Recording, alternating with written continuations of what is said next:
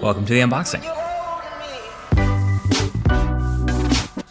Hey, what's up guys? I'm Gjjt here, and this is the one we've been waiting for. This is the one I told you to skip iPhone 8 for. This is the one that represents the future of Apple smartphones. This is iPhone 10. And while it doesn't say X anywhere on the front of the box, people are pretty much always going to call this one the X. I've just accepted that.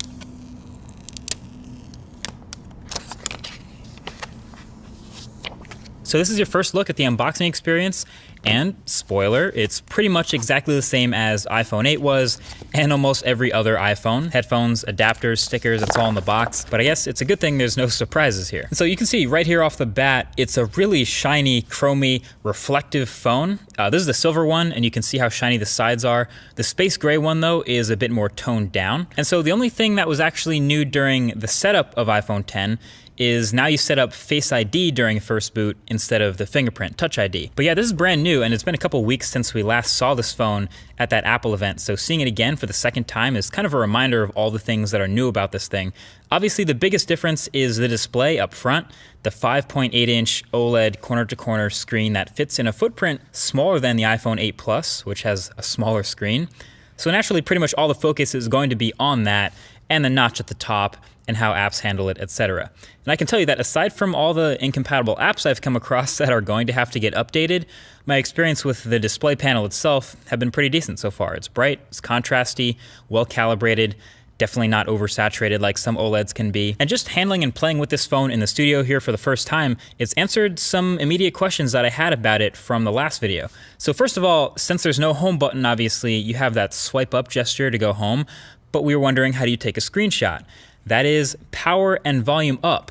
So that's the new screenshot combo for iPhone 10. And then since holding the power button now goes to Siri, how do you turn the phone off? Well, it's going to be long pressing the power button and volume up key, and that'll get you to see that power off menu. So those are two new key combos to memorize there. And then of course I was reminded of how many gestures there are now to memorize. Obviously when you get rid of a button, there's a whole bunch of swiping and gestures to replace it. So there's the multitasking and app switching motions, which are pretty similar but both kind of useful in their own way. Depending on how you use the phone, really. That's on top of the screenshot and power off combos, plus long holding the power button for Siri and double pressing it for Apple Pay. But basically there's a lot going on, and if you're gonna make a phone that's all screen, obviously you have to be able to do it all without a lot of buttons. Anyway, one of the biggest differences between iPhone 8 and iPhone 10 is the new front-facing camera suite up at the top in that notch. The IR blaster, the depth sensor, etc. And all that enables a couple of new things with this phone. Number one is obviously Face ID. The setup, like you saw, was pretty quick and painless, and it's been working pretty well since then for unlocking my phone. Now, I've only really had this phone for a day like the rest of press, but so far in this time, it's been fine, and it works as advertised as far as being smart and not easily spoofed.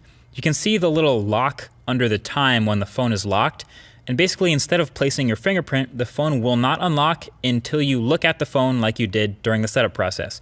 And then once you do, it's pretty quick to unlock. You can see the little thing open, and then you can swipe up to open your phone.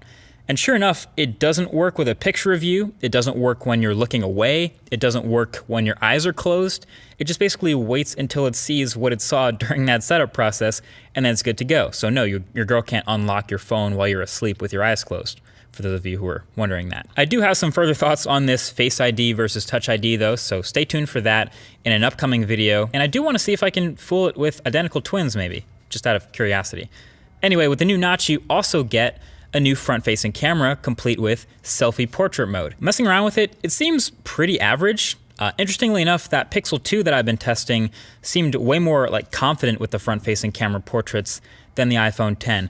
Now there's no doubt both of these will get better with time and software updates, but just from turning on portrait mode, switching the front-facing camera, and snapping a picture, these are the types of results you're gonna get. There's a pretty big difference between the two if you ask me, especially if you're looking at edges and hair and things like that. And sometimes the iPhone just didn't want to blur the background at all, just got really picky about the lighting.